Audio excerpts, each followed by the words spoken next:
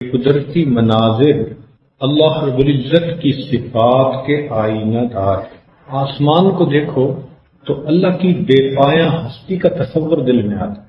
کتنا بڑا آسمان ہے، دنیا میں کہیں بھی چلے جاؤ، پہاڑ کی چوٹی پہ، زمین کی پستی میں، جہاں نظر اٹھا کے دیکھو آسمان سامنے، تو مخلوق کی وسعت اتنی ہے، اللہ رب العزت کی ذات کی عظمت کتنی ہوگی۔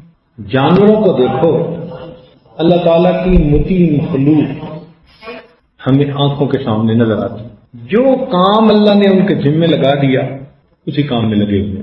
کسی جانور کو اللہ نے قیام کی حالت میں کھڑا کیا، کسی کو رکوع کی حالت میں، کسی کو سجدے کی حالت میں۔ اللہ کی شان، جو جس حالت میں پیدا کیا گیا وہ اسی حالت میں اللہ کا ذکر کر رہا ہے، اللہ کی یاد کر رہا ہے۔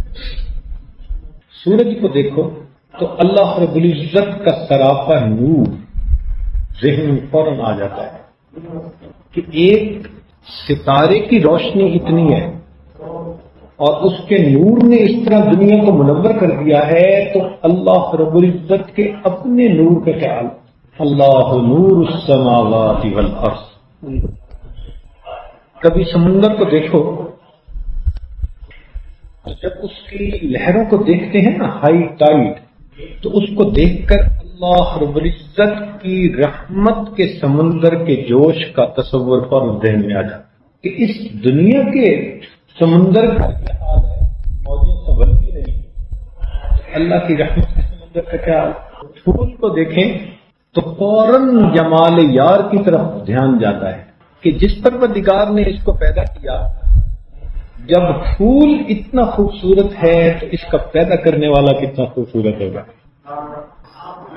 درندوں کو دیکھو تو جلال نظر آتا ہے اللہ رب العزت کا، فوراً دھیان جاتا ہے۔ شیر کو دیکھو، کیا ہیبت ہے اس کے اندر، قریب جائے آدمی تو رونگٹے کھڑے ہو جاتے ہیں۔ تو شیر اگر کسی پر حملہ کرے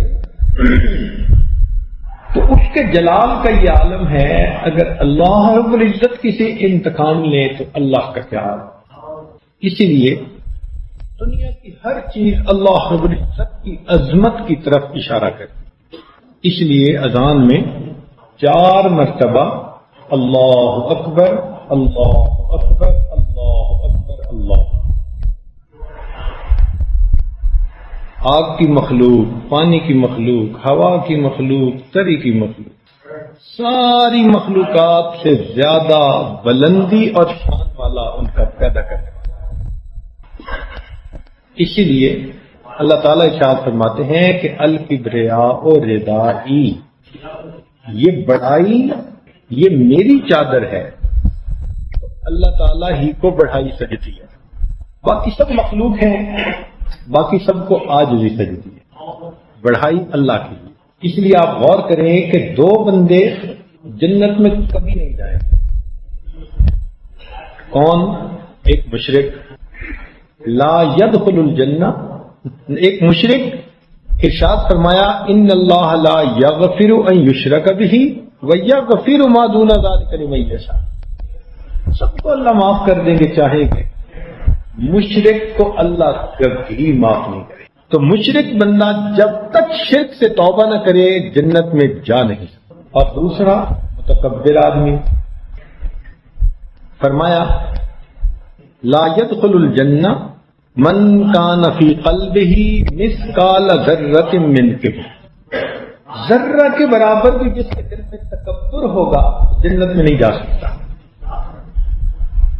تو نہ مشرک جا سکتا ہے اور نہ متکبر۔ اور ذرا غور کریں کہ یہ دونوں کون ہوتے ہیں؟ یہ دونوں کون ہوتے ہیں؟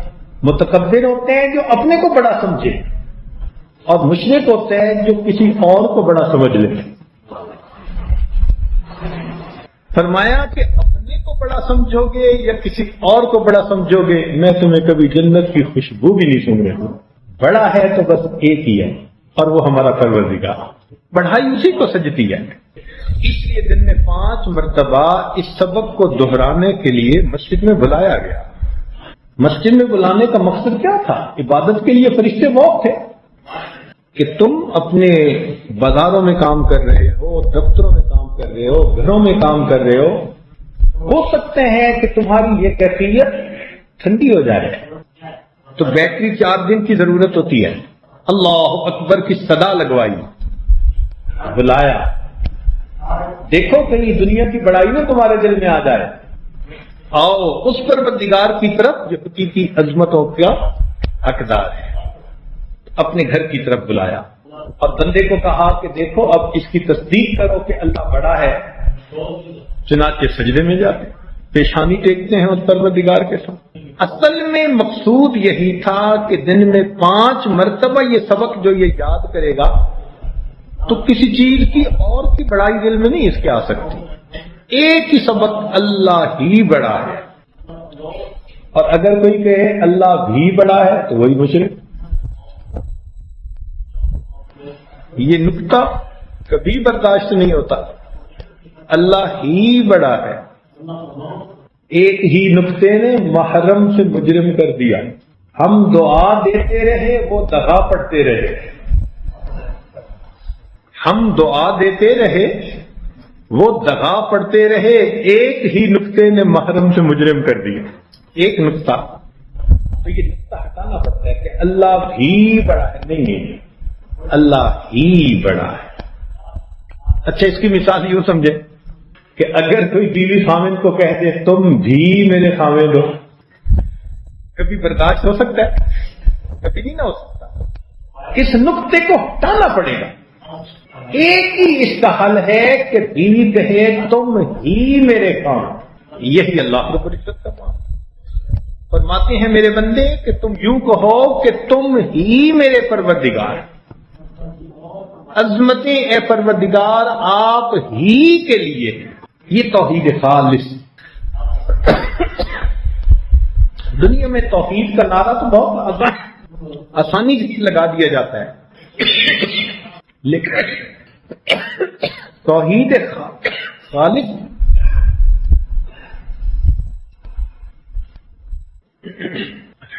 تو لیکن توحید خالص اس کا مقام ہمارے مشائخ کو حاصل ہوا، انہوں نے آفاقی بتوں کی بھی نفی کر دی اور انفسی معبودوں کو بھی توڑ دیا۔ آج جو بھی توحید کا نعرہ لگا رہا ہوگا وہ آفاقی معبودوں کی نفی کرتا ہے۔ اپنی زندگی میں دیکھیں تو کئی مرتبہ وہی نفس کے سامنے جھک رہا ہوگا، جب آنکھ غلط اٹھی تو کس کے سامنے انسان جھکا؟ نفس کے آگے جھکا۔ تو ایمان کامل ہو کہ انسان انفسی اور آفاقی تمام معبودوں کی نفی کرے، اور یہ حصول نسبت کے بغیر کیفیت حاصل ہے۔ اس لیے توحید خالص کا مزہ اہل اللہ ہی پاتے ہیں، اور ایسا اگر ایمان انسان کے دل میں ہوگا تو اس کے پھر آخرت میں مزے ہوں گے۔ ایک اسکول میں طلباء لائن بنا کر کھڑے تھے، ایک کھڑکی کے پاس جاتے تھے اور ان کو ایک مٹھائی کا ڈبہ مل جاتا۔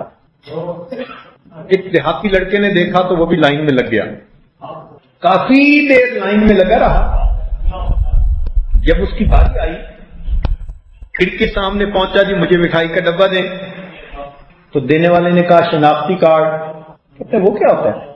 اس نے کہا یہ اسکول کے طلباء کے لیے ہر طالب علم شناختی کارڈ دکھا رہا ہے اور انعام پا رہا ہے، تمہارے پاس شناختی کارڈ نہیں تو تم جاؤ۔ جیسے اس دیہاتی طالب علم کو محرومی کا سامنا کرنا پڑا، یہی منظر کل قیامت کے دن ہوگا۔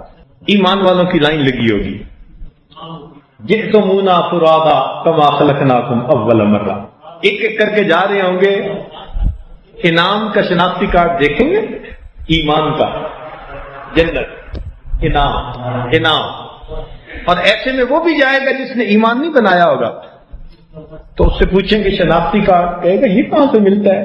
کہیں گے کیلر جو ہوا راءتم فلتمسوا،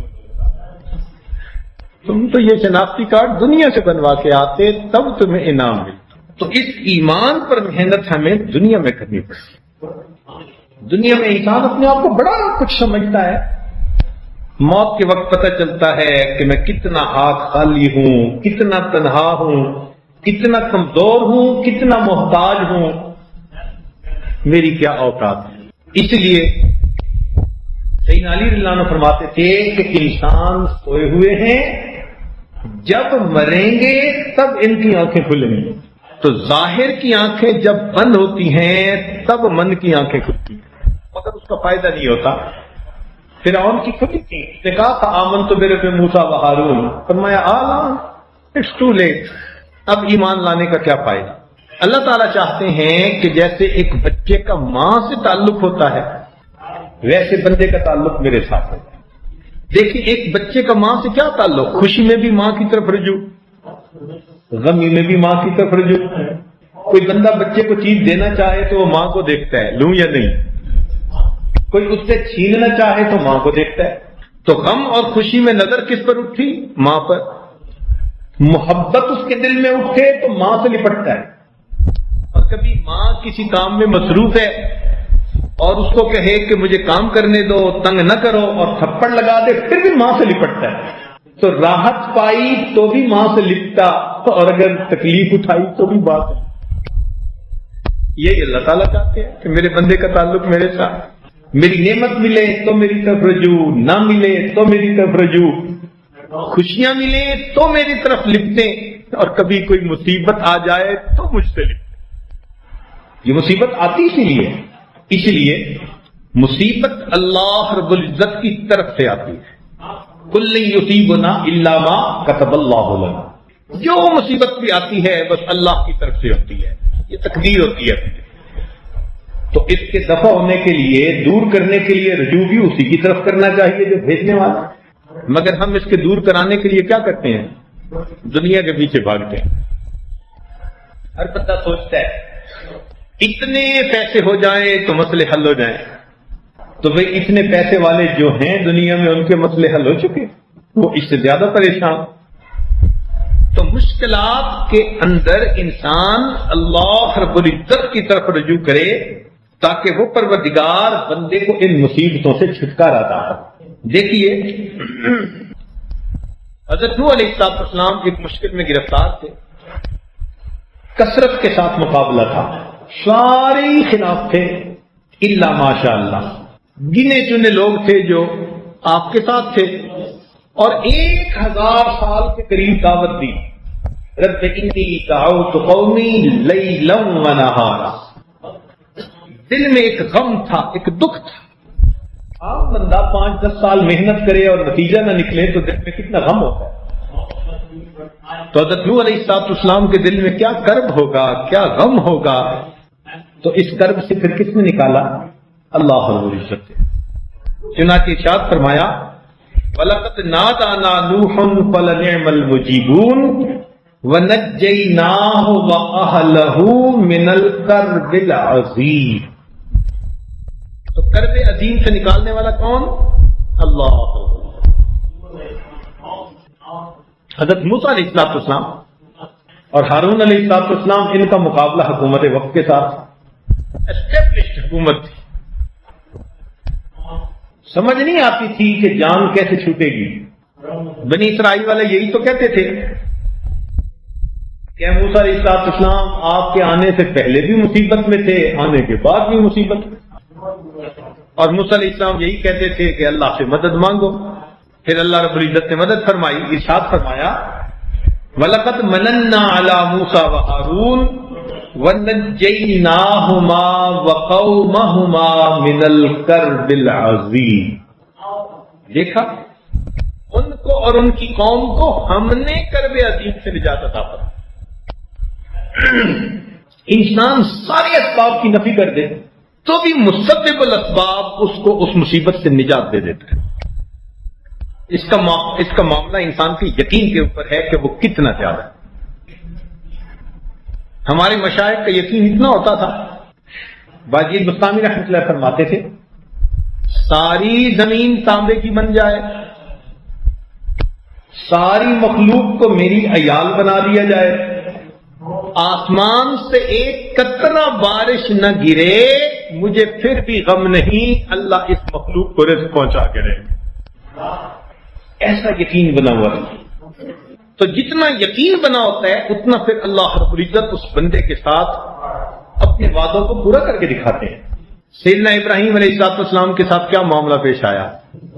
اکیلے تھے، کوئی دوسرا تھا ہی نہیں ان جیسی عبادت کرنے والا دنیا میں، اور قوم نے فیصلہ کر دیا کہ ان کو آگ میں ڈالو. چنانچہ تفسیر قرطبی میں اس کی عجیب تفسیر لکھی ہے. فرماتے ہیں کہ قوم نے ثم قیدوا ابراہیم ووضعوه فی المنجنیق مغلولا، ابراہیم علیہ السلام کو انہوں نے پکڑ لیا اور باندھ دیا، اور آگ میں ڈالنے کے لیے انہوں نے ایک منجنیق، ایک جھولا بنایا، کیونکہ آگ اتنی تھی کہ قریب جا نہیں سکتے تھے. قال ابن اسحاق وجمعوا الحطب شهرا ثم اوقدوه واشتعلت واشتدت، وہ آگ اتنی بھڑک اٹھی حتی ان كان الطائر لا يمر بجنباتها فيحترق من شدت وهجها، اگر اس کے اوپر سے کوئی پرندہ بھی گزرنے لگتا تھا تو آگ کی شدت کی وجہ سے جل کے نیچے گر جاتا تھا، اتنی آگ تھی. ویقال، اور یہ کہا گیا کہ ان ابلیس صنع لهم المنجنیق یومئذ، کہ ابلیس نے ان کو منجنیق کا آئیڈیا دیا کہ تم ان کو کیسے آگ میں ڈال سکتے ہو دور سے، آگ بہت بڑی تھی. چنانچہ جب ابراہیم علیہ السلام کو آگ میں ڈالا گیا، وَتَجَّتِ السَّمَاوَاتُ وَالْأَرْضُ وَمَنْ فِيهِنَّ مِنَ الْمَلَائِكَةِ وَجَمِيعَ الْخَلْقِ إِلَّا الثَّقَلَيْنِ زَجَّةٌ وَاحِدَةٌ، انسانوں اور جنوں کے سوا جتنی مخلوق تھی وہ پکار اٹھی، اللہ تیرے خلیل کو دیکھو آگ میں ڈالا جا رہا ہے. اور انہوں نے کیا کہا؟ ربنا، اے ہمارے پروردگار، ابراہیم لیس فی الارض احد یعبدک غیرہ، ابراہیم جیسا دنیا میں تیری عبادت کرنے والا کوئی دوسرا نہیں. یہرق فیک فأذن لنا فی نصرتہ، ہمیں اجازت دیجیے کہ ہم ان کی مدد کریں. فقال اللہ تعالی ان استغاث بشیء منکم او دعاہ فلینصرہ فقد اذنت له فی ذلک فإن لم يدع غیری فأنا اعلم به وأنا ولیہ.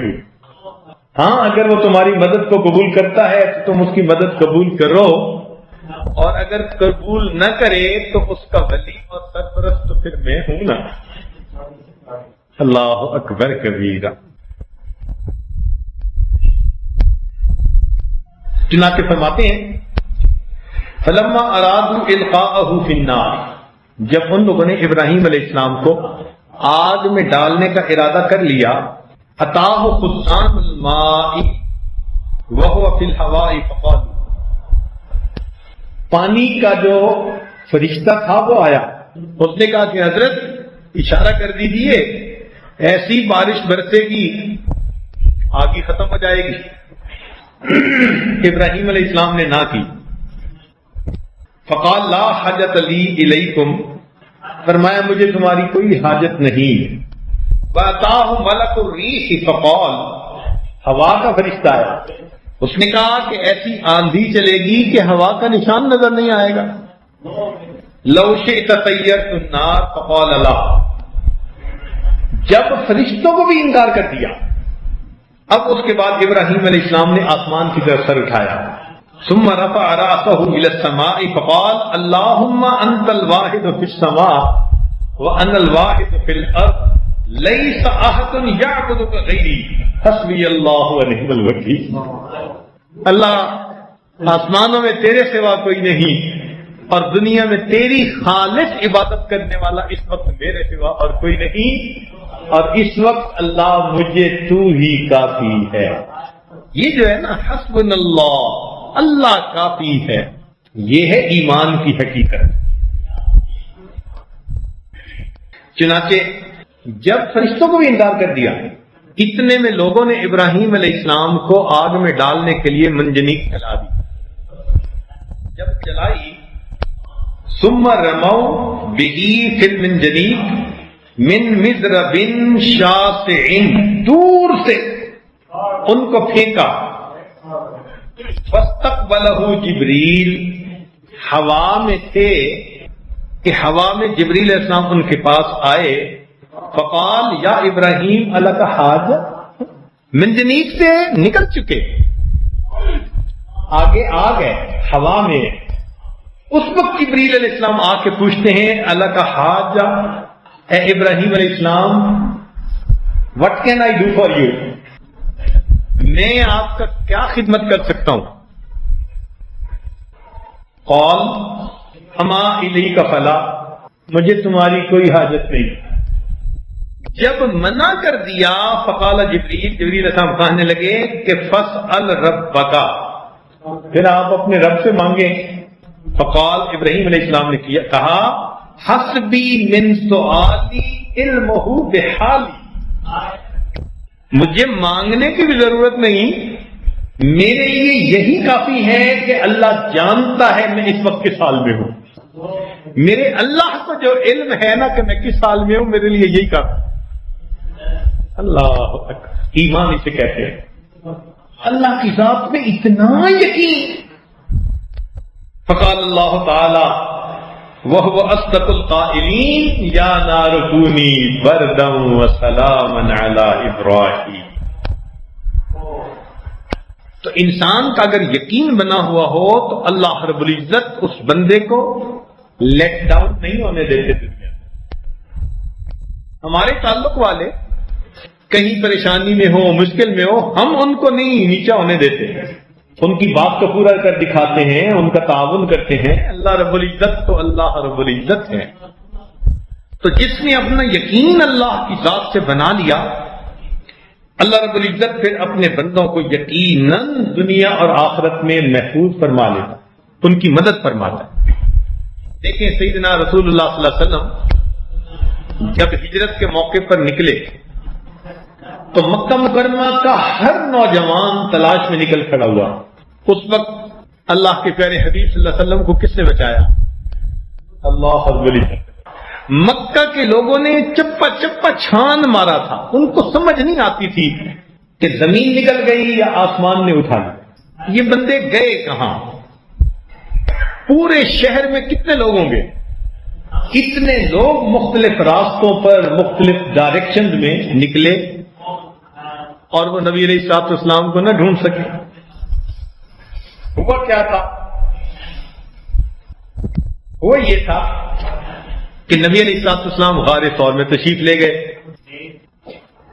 جب وہاں تشریف لے گئے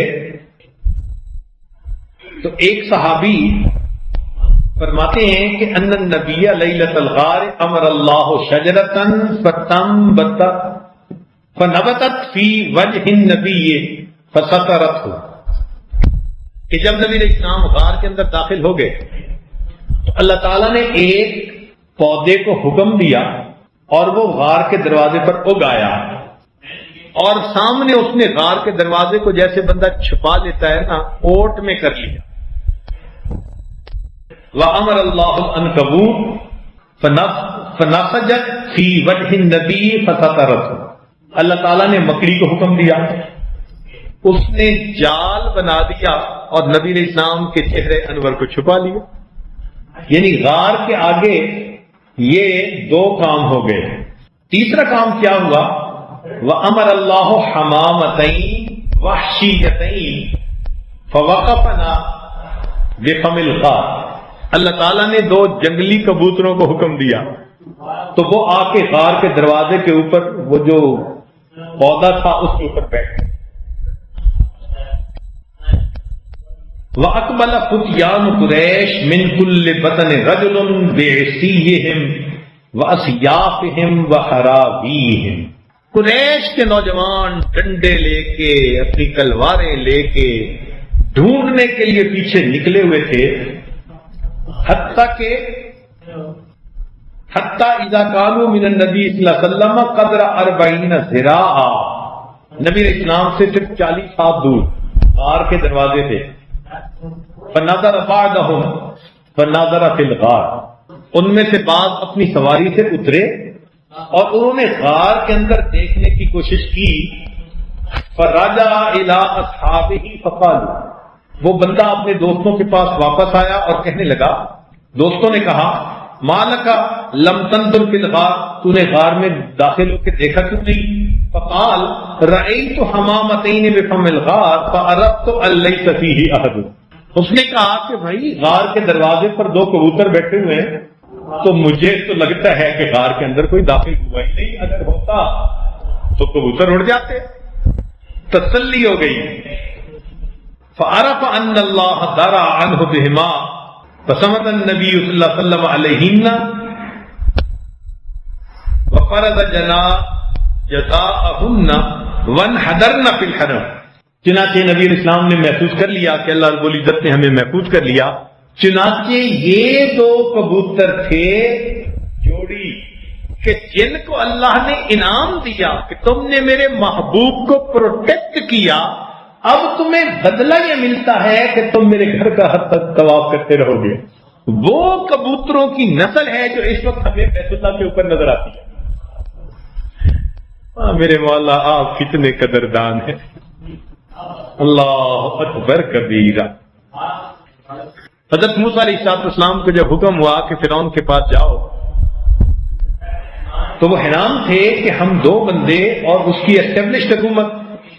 اللہ تعالیٰ نے فرمایا لا تخافا، تسنیہ کا صیغہ، دونوں کو مخاطب کیا، تم دونوں جاؤ. اننی معکما، میں تم دونوں کے ساتھ ہوں.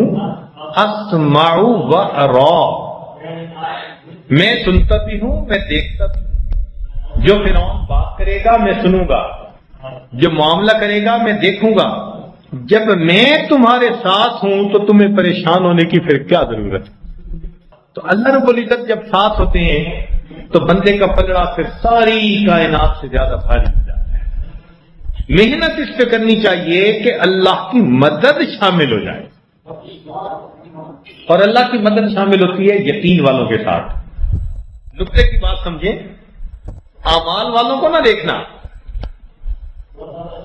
ہم اعمال والوں کو نہ دیکھیں، وہ تو لاکھوں ہوں گے. یقین والوں کو دیکھیں، وہ کتنے ہیں. مدد یقین والوں کے اوپر آتی ہے، اعمال والوں سے نہیں آتی. اس لیے ایک قدم اور آگے جانا ہے. ابھی تو اعمال والوں میں شامل ہوئے ہیں، اللہ کرے کہ ہمیں یقین والوں میں شمولیت نصیب ہو جائے. دیکھو 313 یقین والے تھے، اللہ کی کیسی مدد اتری. مقابلے میں 1000 فوجی، تلواریں بھی ہیں، نیزے بھی ہیں، تیر بھی ہیں، سواریاں بھی ہیں. اور ادھر اللہ رب العزت کے محبوب صلی اللہ علیہ وسلم کے ساتھ 313 جن کے ہاتھوں میں کچھ بھی نہیں تھا. 2 تلواریں تھیں اور چند گھوڑے اور اونٹ تھے، اور باقیوں کے ہاتھ میں درخت کی ٹہنیاں تھی، بلکہ نہتے آ کر کھڑے ہو گئے. صحابہ کا یہ حال تھا کہ وہ محسوس کر رہے تھے کأنما یساقون الی الموت وہم ینظرون. انہیں موت کے منہ میں دھکیلا جا رہا ہے، موت نظر آ رہی تھی سامنے. یہ حال تھا. اللہ نے مدد فرمائی. بدر کے میدان میں دیکھو رب کریم کی کیا مدد ہوئی. بارش ہو گئی. اللہ کے پیارے حبیب نے رات دعا مانگی، اور دعا بھی کیا مانگی کہ سیدنا ابوبکر صدیق اللہ عنہ فرماتے ہیں عن ابن عباس رضی اللہ عنہما قال قال النبی صلی اللہ علیہ وسلم وهو فی خطبۃ اللهم انی انشدک عہدک ووعدک اللهم ان شئت لم تعبد اليوم تعبد بعد اليوم فاخذ ابو بکر بیدہ فقال. جب نبی علیہ السلام نے یہ دعا مانگی، صدیق اکبر کو یقین آ گیا. انہوں نے نبی علیہ السلام کا ہاتھ پکڑ کے کہا حسبک یا رسول اللہ فقد الحقت علی ربک وهو فی الدرع. اللہ، آپ نے اللہ رب العزت سے مانگنے کی انتہا کر دی. اب یقیناً مدد ہو کر رہے گی. اور وہی ہوا کہ اللہ رب العزت کے حبیب صلی اللہ علیہ وسلم کی مدد ہوئی.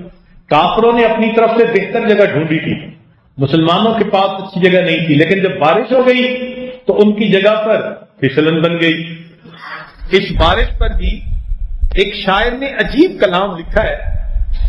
حیران ہوتے ہیں حفیظ جلندری نے شاہ نامہ اسلام لکھا، اس میں بدر سے متعلق جو اشعار ہے نا، وہ چونکہ موقع کے مناسب ہیں تو آپ کے سامنے پیش کرتا ہوں کہ پہاڑ کی کیا کیفیت تھی جب میدان ہے، ایک طرف اللہ کے حبیب صلی اللہ علیہ وسلم اور صحابہ ہیں، ایک طرف کفار ہیں، اور پہاڑ اس منظر کو دیکھ رہا ہے، تو پہاڑ بارش کی دعا مانگ رہا ہے۔ کیسے؟ یہ تشنہ لب جماعت جب یہاں پر رک گئی آ کر، دعا کی دامن صحرا نے دونوں ہاتھ پھیلا کر، کہ اے صحرا کو آتشناک چہرہ بخشنے والے، رخ خورشید کو کرنوں کا صحرا بخشنے والے، ازل کے دن سے اب تک بھاڑ میں بھنتا رہا ہوں میں، صدائے رعد و باران دور سے سنتا رہا ہوں میں، ہوا ہوں جب سے پیدا جان پانی کو ترستی ہے، میرے سینے کے اوپر آگ کی بدلی برستی ہے، میں سمجھا تھا مقدر ہو چکی ہے دھوپ کی سختی، میری قسمت میں لکھی جا چکی ہے سوختہ بختی، بنایا رفتہ رفتہ سخت میں نے بھی مزاج اپنا، لیا ہر عادلہ پاسے زبردستی خراج اپنا، خبر کیا تھی الہی ایک دن ایسا بھی آئے گا کہ تیرا ساقی کوثر یہاں تشریف لائے گا، اگر یہ بات پہلے سے مجھے معلوم ہو جاتی، میرے دل کی کدورت خود بخود معدوم ہو جاتی، خبر کیا تھی یہاں تیرے نمازی آ کے ٹھہریں گے، شہید آرام فرمائیں گے غازی آ کے ٹھہریں گے، خبر کیا تھی ملے گی یہ سعادت میرے دامن کو، بنایا جائے گا فرش سعادت میرے دامن کو، خبر ہوتی میں شبنم کے قطرے جمع کر رکھتا، چھپا کر ایک گوشے میں مصفا حوض بھر رکھتا، وہ پانی ان مقدس مہمانوں کو پلا دیتا، میں اپنی تشنگی دیدار حضرت سے بجھا لیتا، میرے سر پر سے گزرا نوح کے طوفان کا پانی، تأسف ہے کہ مجھ سے ہو گئی اس وقت نادانی، اگر رکھتا میں اس پانی کی تھوڑی سی خبرداری، تو ہو جاتا میری آنکھوں سے چشموں کی طرح جاری، یہ 70 اونٹ 2 گھوڑے یہاں سیراب ہو جاتے، مجاہد بھی وضو کرتے نہاتے غسل فرماتے، حضور ساقی کوثر میری کچھ لاج رہ جاتی، میری عزت میری شرم عقیدت آج رہ جاتی، تیرے محبوب کے پیارے قدم اس خاک پر آئے، الہی حکم دے سورج کو اب آتش نہ برسائے، اگر اب میرے دامن سے ہوائے گرم آئے گی تو مجھ کو رحمت للعالمین سے شرم آئے گی، جلیل الشام مہمانوں کا صدقہ مہربانی کر، عطا بہرے وضو ان کے لیے تھوڑا سا پانی کر، برائے چند ساعت ابر باراں بھیج دے یا رب، بہاراں بھیج دے یا رب، بہاراں بھیج دے یا رب، اگر اب میرے دامن سے ہوائے گرم آئے گی تو مجھ کو رحمت للعالمین سے شرم آئے۔ ایک پہاڑ کی یہ کیفیت ہے، اللہ رب العزت کے حبیب صلی اللہ علیہ وسلم وہاں موجود، صحابہ رضی اللہ تعالیٰ، مگر اللہ رب العزت نے بالآخر اپنے حبیب صلی اللہ علیہ وسلم کی مدد کی، چنانچہ ارشاد فرمایا لقد نصرکم اللہ ببدر وانتم اذلہ، اے میرے حبیب صلی اللہ علیہ وسلم آپ کمزور تھے، تحقیق ہم نے آپ کی مدد کی، اور پھر نتیجہ کیا ہوا کہ بالآخر اللہ رب العزت نے ایمان والوں کو کامیابی عطا فرما دی۔ اس لیے مومن ہمیشہ اللہ رب العزت ہی سے مدد مانگے۔ نبی علیہ السلام نے ابن عباس رضی اللہ عنہ کو فرمایا یا غلام انی اعلمک کلمات احفظ اللہ یحفظک احفظ اللہ تجدہ تجاہک اذا سألت فاسأل اللہ واذا استعنت فاستعن باللہ واعلم ان الامة لو اجتمعت على ان ينفعوك بشيء لم ينفعوك الا بشيء قد كتب الله لك ولو اجتمعوا على ان يضروك بشيء لم يضروك الا بشيء قد كتب الله عليك رفعت الاقلام وجفت الصحف۔ مانگنا ہے اللہ سے مانگنا. ساری مخلوق جمع ہو جائے ہمیں نفع پہنچانے کے لیے، وہ نفع نہیں پہنچا سکتی مگر وہی جو مقدر میں لکھا ہوگا. ساری مخلوق جمع ہو جائے نقصان پہنچانے کے لیے، وہ نہیں پہنچا سکتی مگر وہی جو اللہ رب العزت نے ہمارے مقدر کے اندر لکھا ہوگا. اس لیے ہمیں چاہیے کہ ہم اپنے رب کے ساتھ ایسا تعلق جوڑیں کہ نگاہیں 100% اللہ کی ذات کے اوپر جم جائیں. جب یوں نگاہیں جم جاتی ہیں پھر اللہ رب العزت کی مدد بندوں پر اتر آتی ہے، اور اللہ رب العزت ان کو دنیا کے اندر پھر ذلیل و رسوا نہیں ہونے دیتے. اللہ تعالیٰ فرماتے ہیں وَلَقَدْ سَبَقَتْ كَلِمَتُنَا لِعِبَادِنَا الْمُرْسَلِينَ إِنَّهُمْ لَهُمُ الْمَنْصُورُونَ وَإِنَّ جُنْدَنَا لَهُمُ الْغَالِبُونَ. شاہانہ انداز ہے. ان آیتوں کو پڑھ کے حیران ہو جاتے ہیں. ایک جگہ فرماتے ہیں اِنَّا لَنَنْصُرُ رُسُلَنَا وَالَّذِينَ آمَنُوا فِي الْحَيَاةِ الدُّنْيَا وَيَوْمَ يَقُومُ الْأَشْهَادُ. ہم اپنے اللہ سے ہی مدد مانگیں، یہی ایک طریقہ ہے اس دنیا میں کامیابی حاصل کرنے کا. تو یہاں سوال پیدا ہوتا ہے کہ اللہ سے مدد مانگیں کیسے؟ اس کا طریقہ نماز. نقطے کی بات سمجھیے گا. باپ کو اپنی اولاد کی کتنی فکر ہوتی ہے. مرنے سے پہلے بینک اکاؤنٹ میں پیسے رکھ دیتا ہے، انویسٹمنٹ کر لیتا ہے، کہیں انشورنس کمپنی میں ڈال دیتا ہے، کسی ساتھ شیئر ہولڈر اس کے شیئر خرید لیتا ہے. مختلف طریقوں سے وہ میک شیور کرتا ہے کہ میرے مرنے کے بعد میرے بچے لاوارث نہ بنے، ان کا مستقبل سیکیور ہو. اتنا کچھ کر دیتا ہے. اللہ کے حبیب صلی اللہ علیہ وسلم جو 23 سال امت کے لیے روتے رہے، ہے کوئی ماں جو اپنے بیٹے کے لیے 23 سال روئی ہو؟ کوئی باپ ہے جو اپنی اولاد کے لیے 23 سال رویا ہو؟ کوئی نہیں روتا. اگر کوئی ہستی دنیا میں تھی تو اللہ کے پیارے حبیب صلی اللہ علیہ وسلم 23 سال روتے رہے. جب دنیا سے آپ کے جانے کا وقت آیا تو کیا آپ امت کو لاوارث چھوڑ کے ویسے ہی تشریف لے گئے؟ نہیں. اس امت کو اللہ رب العزت سے مانگنے کا طریقہ سکھا گئے، اور اس مانگنے کے طریقے کا نام نماز. کہ یہ جو تم چند رکعت پڑھتے ہو، یہ اللہ کے سامنے اگر یقین کے ساتھ پڑھ لو گے، اللہ تمہارے ہر کام کو کر دے گا.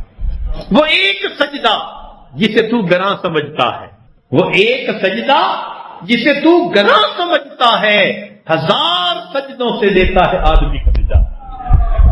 ایک در پہ بندہ جھک لیتا ہے، اللہ در در پہ جھکنے سے بندے کو محفوظ فرما لیتا. تو یہ نماز اللہ رب العزت سے مانگنے کا طریقہ. آج ہم میں سے کتنے ہیں جو نماز کے ذریعے اللہ سے مانگنے کا یقین رکھتے ہیں؟ ہم تو عمل کرنے والوں میں سے ہیں زیادہ سے زیادہ، یقین والوں میں سے تو نہیں ہے. تو سوچیں حاصل کیا چیز کرنی ہے اور ہے کہاں. یہ یقین بن جائے. مومن کی 2 رکعت اللہ اکبر ہر بند دروازے کو کھلوانے کی قوت اپنے اندر رکھتی ہے. یہ یقین والے ہی تھے دریا میں گھوڑے کو ڈال دیا. یہ یقین والے ہی تھے آگ میں قوم ڈالنا چاہتی ہے، ابراہیم علیہ السلام آگ میں چلے گئے. یقین والے. تو یقین والوں کو اللہ کی ذات کے اوپر بھروسہ ہوتا ہے اور اللہ پھر ان کی مدد کر کے دکھا دیتا ہے. تو ہم اللہ رب العزت کی ذات کے ساتھ یقین کو بنا دیں. وَاسْتَعِینُوا بِالصَّبْرِ وَالصَّلَاةِ، صبر اور صلاۃ کے ذریعے اللہ سے مدد مانگو. اور یہی بات حضرت موسیٰ علیہ السلام نے کہی تھی. وقال موسیٰ لقومہ استعینوا باللہ واصبروا. تو چیزیں تو پھر 2 ہی ہوئی نا، ایک نماز ہوئی اور ایک صبر ہوا. یہ 2 چیزیں جس میں آ جاتی ہیں اللہ رب العزت پھر ایسے بندوں کی مدد فرماتا ہے. چنانچہ تاتار خانیہ میں فتاوی میں یہ بات لکھی ہے، اعمال پر اللہ کی کیا مدد اترتی ہے. ذرا سنیے کہ جو شخص فجر کی سنتیں گھر میں پڑھ کر مسجد میں جاتا ہے، فجر کی سنتیں پڑھنی بھی سنت ہے اور گھر میں پڑھ کے جانا الگ سنت ہے. تو فرمایا کہ جو فجر کی سنتیں گھر میں پڑھ کر پھر مسجد میں جاتا ہے، اللہ تعالیٰ اس کو 3 انعام عطا فرماتے ہیں. کیا؟ ایک، اس کے گھر کے جھگڑوں کو ختم فرما دیتے ہیں. دوسرا اللہ اس کے رزق کے اندر کشادی پیدا فرما دیتے ہیں، اور تیسرا اللہ رب العزت اس کو ایمان پر موت عطا فرما دیتے ہیں۔ اب بتائیں، عمل پر یہ نعمت ملتی ہے، یقین ہوگا تو ہم اس عمل کو کبھی چھوڑ نہیں سکتے۔ یہ یقین ہو تو پھر بندہ استقامت کے ساتھ شریعت کے اوپر عمل کرتا رہتا ہے۔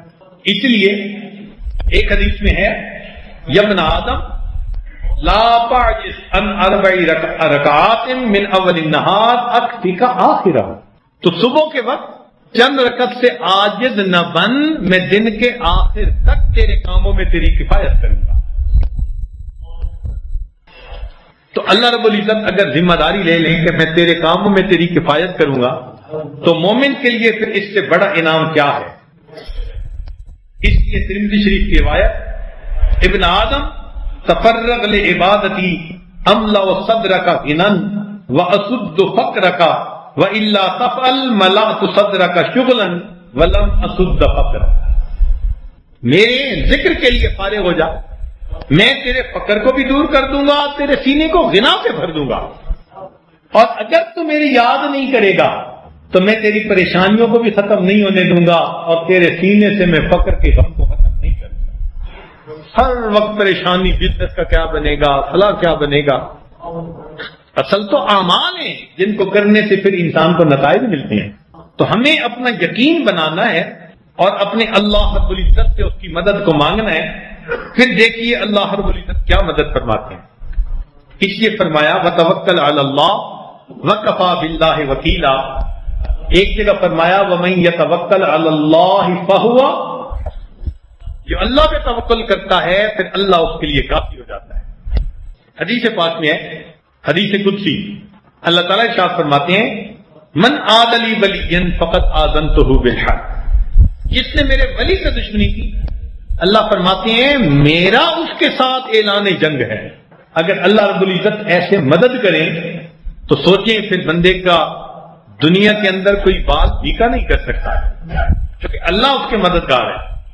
اس لیے اللہ تعالیٰ قرآن مجید میں فرماتے ہیں کہ بدر میں جو صحابہ نے قتل کیا، فرمایا فَلَمْ تَقْتُلُوهُمْ وَلَٰكِنَّ اللَّهَ قَتَلَهُمْ، تم نے ان کو قتل نہیں کیا، اللہ نے ان کو قتل کیا۔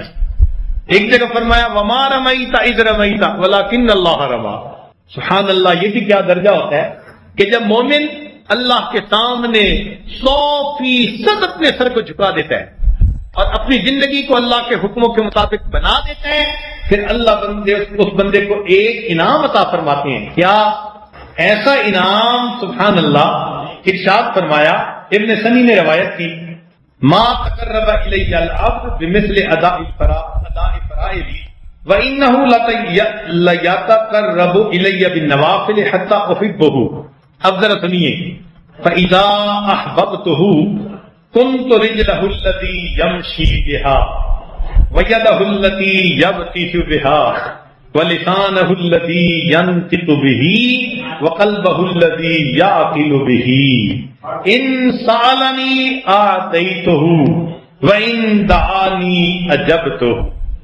اللہ اکبر کبیر، کہ جب بندہ میرا مقرب بن جاتا ہے، میں اس کی آنکھ بن جاتا ہوں جس سے وہ دیکھتا ہے، میں زبان بن جاتا ہوں جس سے وہ بولتا ہے، میں اس کے پاؤں بن جاتا ہوں جس سے وہ چلتا ہے۔ یعنی انسان کے لیے اس سے بڑی معراج اور کوئی نہیں ہو سکتی کہ اللہ رب العزت اس کے بارے میں یوں فرمائے کہ میں اس بندے کی آنکھ بن جاتا ہوں، میں اس کی زبان بن جاتا ہوں۔ اللہ اکبر کر، اسی کو کہنے والے نے کہا گفتہ اللہ بود گرچہ از حلقوم عبد اللہ بود، بندے کی زبان سے بات نکلتی ہے، حقیقت میں اس کا کہنا پھر اللہ کا کہنا بن جاتا۔ حدیث پاک میں ہے پچھلے بالوں والے میرے بندے ایسے ہیں، لو اقسم علی اللہ لا برا، قسم اٹھا کر بات کر دیں میں اپنے ان بندوں کی قسم کو پورا کر کے دکھا دوں گا۔ تو مومن یقین بنا کر ایک ایسے مرتبے تک پہنچ سکتا ہے۔ یہ ہماری منزل ہے کہ اللہ رب العزت ہمیں ایسا یقین عطا فرمائے کہ اللہ رب العزت کے ساتھ ہمارا ایسا تعلق بن جائے، پھر اس مقام پر پہنچ کر ہمیں بات سمجھ میں آئے گی کہ حسبنا اللہ و نعم الوکیل نعم المولا و نعم النصیر۔ حسبی اللہ لا الہ الا ہو اور یہ وہ سبق ہے جو ہمارے بزرگ بچوں کو بچپن میں دیا کرتے تھے. ماں اپنے بچے کو لوری دیتی تھی اور کہتی تھی حسبی ربی جل اللہ ما فی قلبی غیر اللہ. بچپن میں دیکھو کیا سبق دیا جا رہا ہے. مشائخ نے تربیت کی تھی کہ دیکھو اس کو وہ مقصود زندگی ماں کی گود سے بتلانا شروع کر دو کہ تم نے ایسی زندگی پانی ہے جہاں تمہارا یقین ہو میرے لیے میرا اللہ کافی ہے. در منصور میں حضرت بریدہ رضی اللہ تعالیٰ عنہ کی روایت ہے, نبی علیہ الصلوۃ والسلام نے ارشاد فرمایا کہ 10 کلمات پڑھنے والے کے لیے اللہ تعالیٰ کافی ہو جاتے ہیں. 10 کلمات پڑھنے والے کے لیے اللہ تعالیٰ کافی ہو جاتے ہیں. ایک حسبی اللہ لدینی, تو اللہ تعالیٰ اس بندے کو دین کے اندر فتنے سے بچا لیتے ہیں. دین کے اندر فتنے دو طرح سے آتے ہیں, شبہات کی وجہ سے, شہوات کی وجہ سے. تو اللہ دونوں طرح کے فتنوں سے بچا لیتے ہیں. دوسرا حسبی اللہ لما اہمنی, جو چیز مجھے پریشان کرتی ہے اس بارے میں میرا اللہ میرے لیے کافی ہے.